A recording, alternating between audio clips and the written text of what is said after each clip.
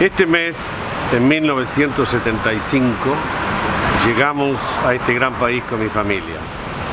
Al aeropuerto de Tullamarine, luego al hostel de Enterprise en Springvale y después al Midway. Llegamos con $1 en nuestro bolsillo, llegamos con muchos miles de sueños. El primero, tener tranquilidad y seguridad, y particularmente seguridad en términos de no ser perseguidos por la dictadura que nos había perseguido en Uruguay y por supuesto en el caso mío personal también en la Argentina. Recuerdo claramente, y lo hacemos todos los años y lo celebramos, el baño más caliente y más largo de la historia de mi vida en aquel entonces, a los 17 años, lo pude hacer en el Enterprise Hostel y luego en el Midway. Teníamos muchos sueños como teníamos todos los que llegábamos en aquel momento. Soñábamos con tranquilidad, con seguridad. Soñábamos con tener vivienda decente como la tuvimos en el caso nuevo. En el caso nuestro, viviendo en las viviendas públicas de Flemington, en el departamento 56, en el bloque 120. Yo aún le llamo el penthouse cada vez que paso por ahí.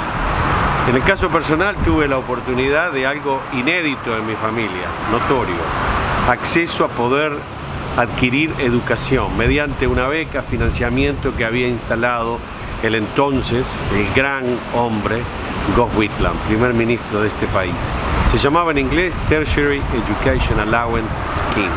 Me permitió estudiar, me permitió ir a la universidad, al entonces Footscray Institute of Technology, ahora a la Universidad de Vitoria. Tuvimos vivienda, tuvimos acceso de salud universal, tuvimos seguridad, tuvimos trabajo decente con salarios decentes.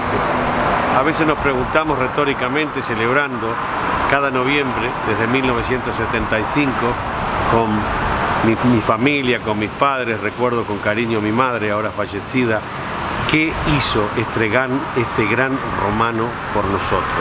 Pregunto retóricamente. Una importante reflexión que queremos compartir con ustedes en el marco de un mundo absolutamente controversial, discutido, diría yo violento, en la temática de migraciones, en la temática de refugiados, en la temática de política de migración. Y es una importante reflexión y yo siempre digo y decimos que no debemos olvidarnos de dónde venimos y por qué vinimos. Fue aquel gran primer ministro, Gough Whitlam, que introdujo y estableció, marcó a sangre por el resto de su vida este país. Aquella gran legislación llamada Racial Discrimination Act. ¿Qué significó esa legislación contra la discriminación racial?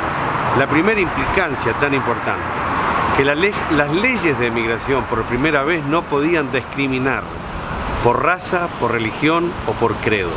Eso fue lo que abrió las puertas a las poblaciones que vinimos de otros continentes, con otros colores, con otras razas, con otras religiones, y por lo tanto hoy los latinoamericanos, los africanos, la gente que viene del subcontinente, pudimos y pueden seguir entrando a este país gracias a la política no discriminatoria de migración que estableció por ley y marcó a fuego este país.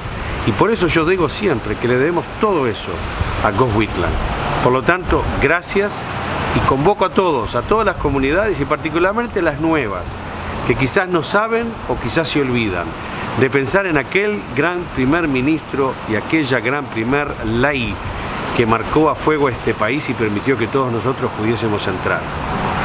Hoy, este noviembre del 2018, a las puertas de una elección que se realizará este sábado, yo y nuestra familia queríamos hacer una reflexión y compartir algo con ustedes.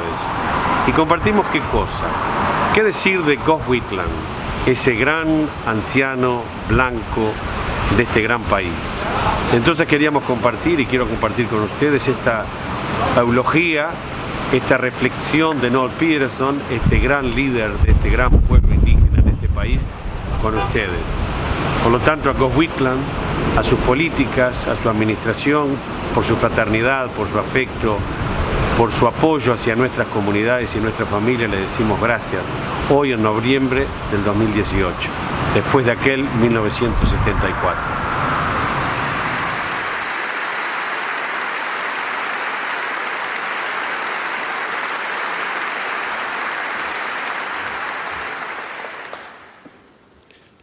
Paul Keating said, "The reward for public life is public progress." For one born estranged from the nation's citizenship into a humble family of a marginal people, striving in the teeth of poverty and discrimination, today it is assuredly no longer the case. This because of the equalities of opportunities afforded by the Whitlam program. Raised next to the wood heap of the nation's democracy, bequeathed no allegiance to any political party, I speak to this old man's legacy with no partisan brief. Rather, my signal honour today, on behalf of more people than I could ever know, is to express our immense gratitude for the public service of this old man. I once took him on a tour to my village, and we spoke about the history of the mission and my youth under the government of his nemesis, Queensland Premier Joe Bjelke-Petersen. My home was an Aboriginal reserve under a succession of Queensland laws commencing in 1897. These laws were notoriously discriminatory, and the bureaucratic apparatus controlling the reserves maintained vigil over the smallest details concerning its charges. Superintendents held vast powers, and a cold and capricious bureaucracy presided over this system for too long in the 20th century. In June 1975, the Whitlam government enacted the Aboriginal and Torres Strait Islanders Queensland Discriminatory Laws Act.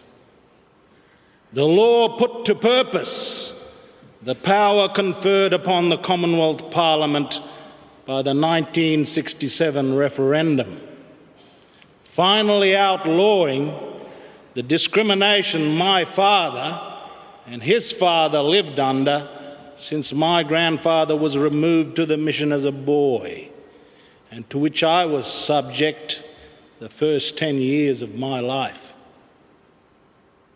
Powers regulating residency on reserves without a permit.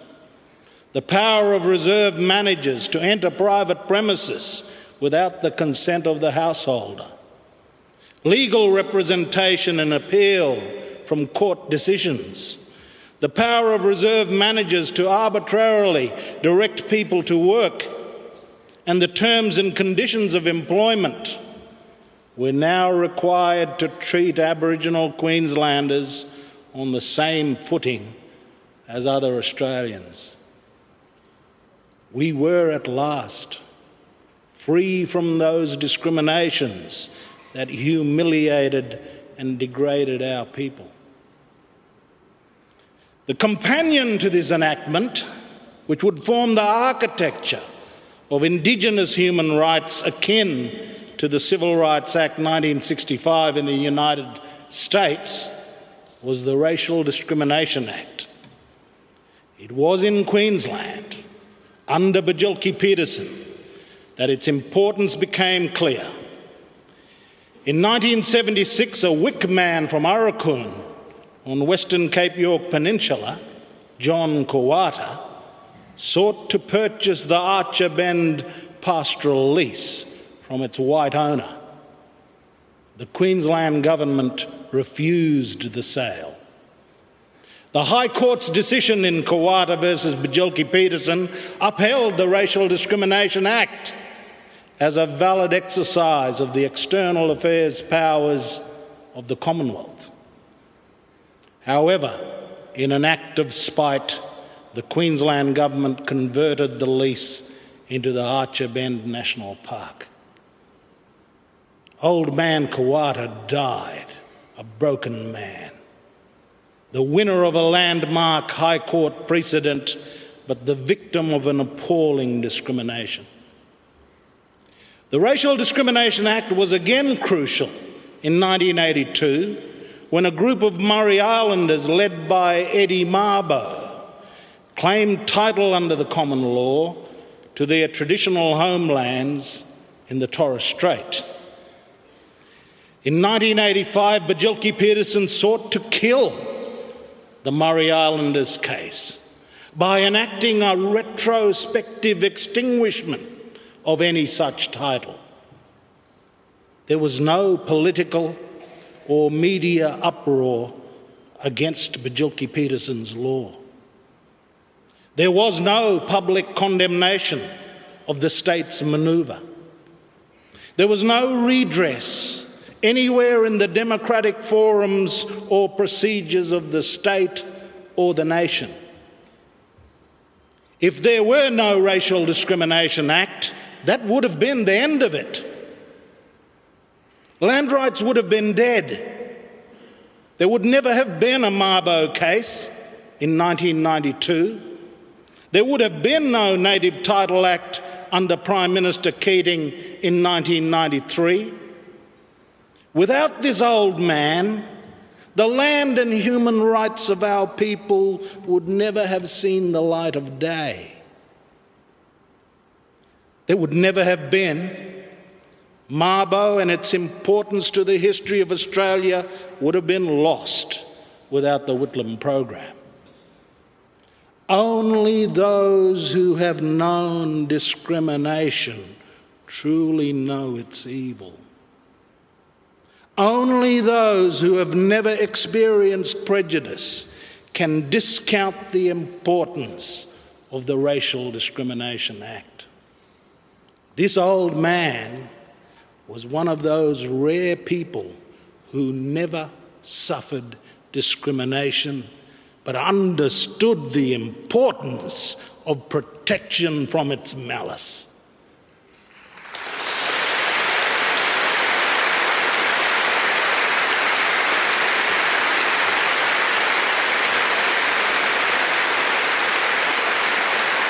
On this day, we well recall the repossession of the Gurindji of Wave Hill, when the Prime Minister said, "Vincent Lingiari, I solemnly hand to you these deeds as proof in Australian law that these lands belong to the Gurindji people, and I put into your hands this piece of earth itself as a sign that we restore them to you and your children forever."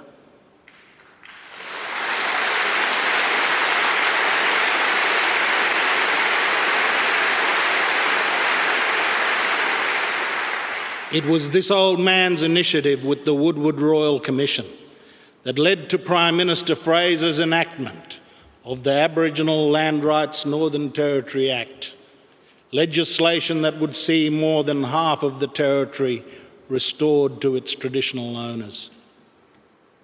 Of course, recalling the Whitlam government's legacy has been, for the past 4 decades since the dismissal, a fraught and partisan business. Assessments of those three highly charged years and their aftermath divide between the nostalgia and fierce pride of the faithful and the equally vociferous opinion that the Whitlam years represented the nadir of national government in Australia. Let me venture a perspective. The Whitlam government is the textbook case of reform trumping management.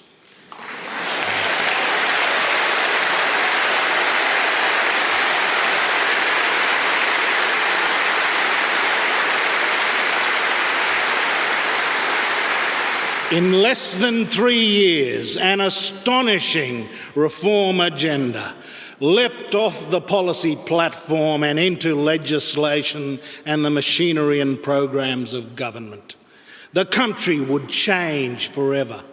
The modern cosmopolitan Australia finally emerged like a technicolor butterfly from its long dormant chrysalis. And 38 years later, we are like John Cleese, Eric Idle, and Michael Palin's Jewish insurgents ranting against the despotic rule of Rome, defiantly demanding, "And what did the Romans ever do for us anyway?"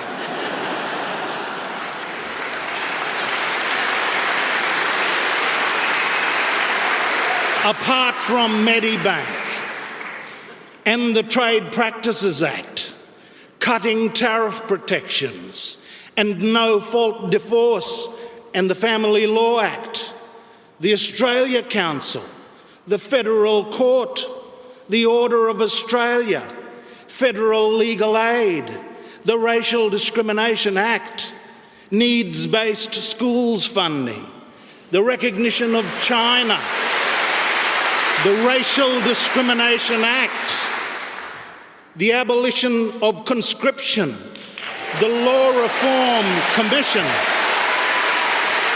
student financial assistance, the Heritage Commission, non-discriminatory immigration rules, community health clinics, Aboriginal land rights, paid maternity leave for public servants, lowering the minimum voting age to 18 years, and fair electoral boundaries and Senate representation for the territories. Apart from all of this, what did this Roman ever do for us?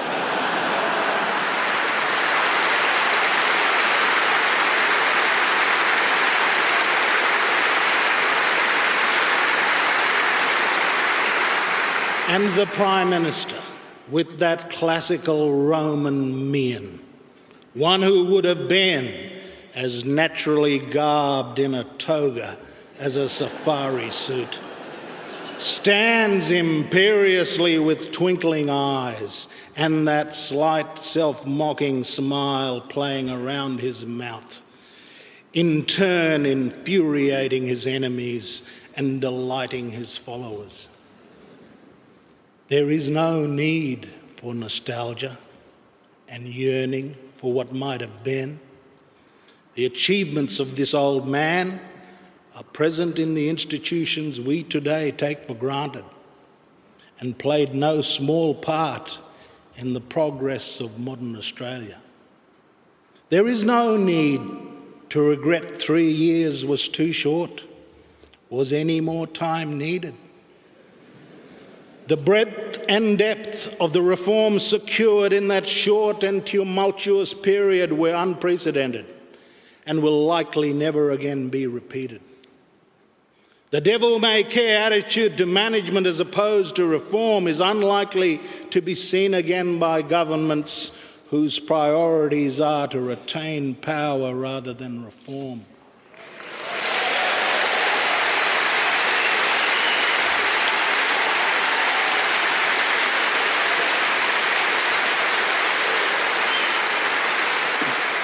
The Whitlam program, as laid out in the 1972 election platform, consisted 3 objectives: to promote equality, to involve the people of Australia in the decision-making processes of our land, and to liberate the talents and uplift the horizons of the Australian people.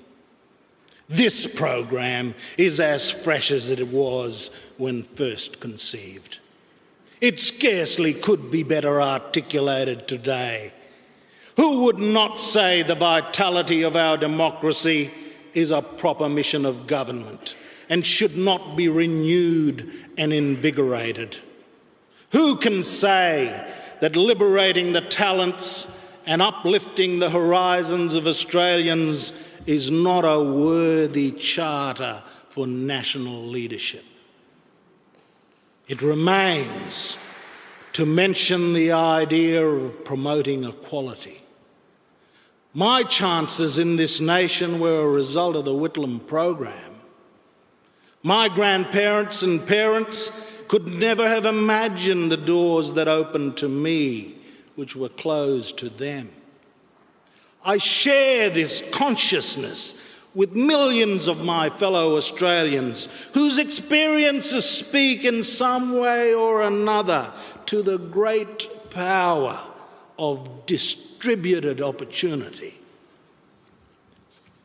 I don't know why someone with this old man's upper middle class background could carry such a burning conviction that the barriers of class and race of the Australia of his upbringing and maturation should be torn down and replaced with the unapologetic principle of equality. I can scarcely point to any white Australian political leader of his vintage and of generations following of whom it could be said without a shadow of doubt he harboured not a bone of racial, ethnic or gender prejudice in his body.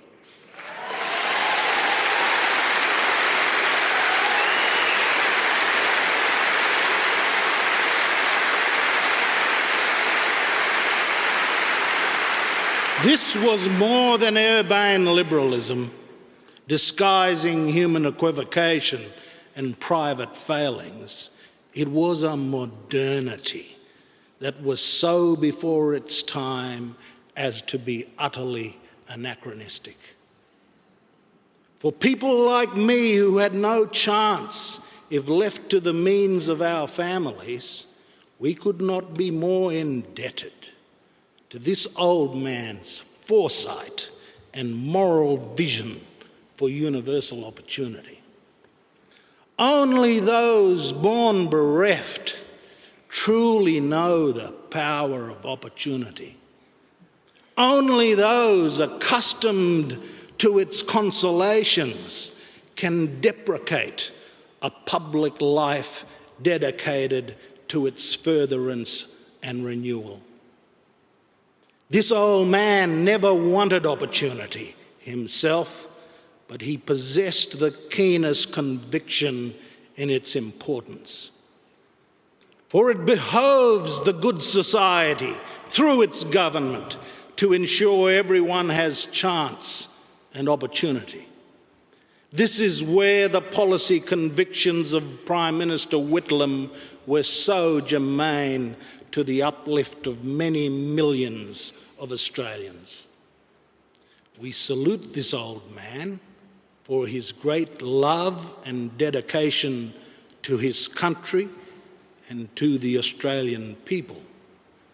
When he breathed, he truly was Australia's greatest white elder and friend without peer of the original Australians.